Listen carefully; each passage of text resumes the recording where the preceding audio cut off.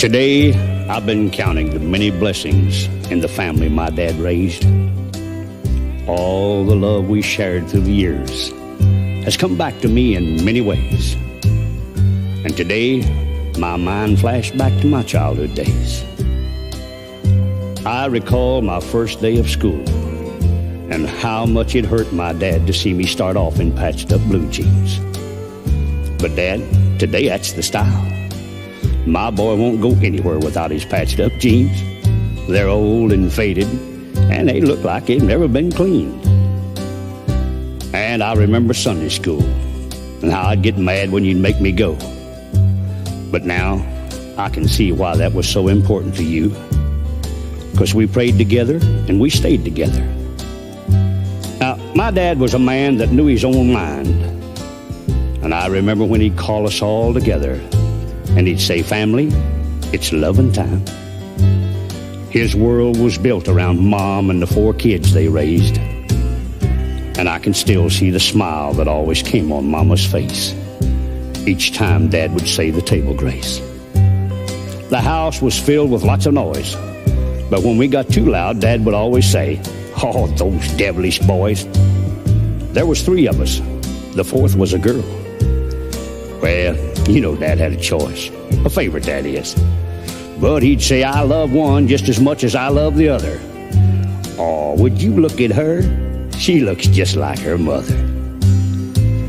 I've heard a lot of other people talk about my dad and talk about the things that he'd done when he was young. Because I might be a little bit prejudiced, but he was the best in the county when it came to a contest and games. Because he could outrun, outbox, outshoot any of the professionals that came to town. Now, my dad was a good man, and his family came first, and he did his best for us. And I know sometimes he worked till it hurt. The Depression wasn't an easy time.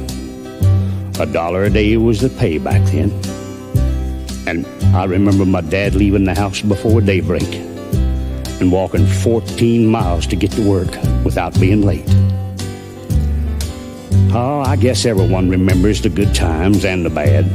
Good times were happy, and bad times were sad. And when I'd do something wrong, he'd straighten me out with his hand or a belt out behind the house. But now, Mama didn't raise her voice or fuss when we get out of hand. She'd just say, "Now that's enough." And if we didn't obey, she'd tell Dad what was wrong, and without a question, Dad would lay it on. While we picked cotton, chopped cotton, stacked hay, pulled corn. Well, that's the way we made our living back then on the farm. But things are different now, because it's like a new world we're living in. Everything's a mad rush, not enough time for friends. And when I think of my dad, it makes me proud, you see, because he gave so much of himself to make life easier for me. Now, not everyone is lucky as I am to have a father who wanted the best for me out of life. And now when I hear a church bell chime, it's almost like my dad saying, "Family, it's loving time." So why don't you go to your dad right now and tell him you love him?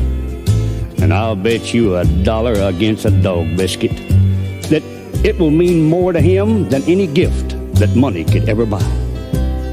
Because, you know, you can't ever repay him for all the things he's done for you.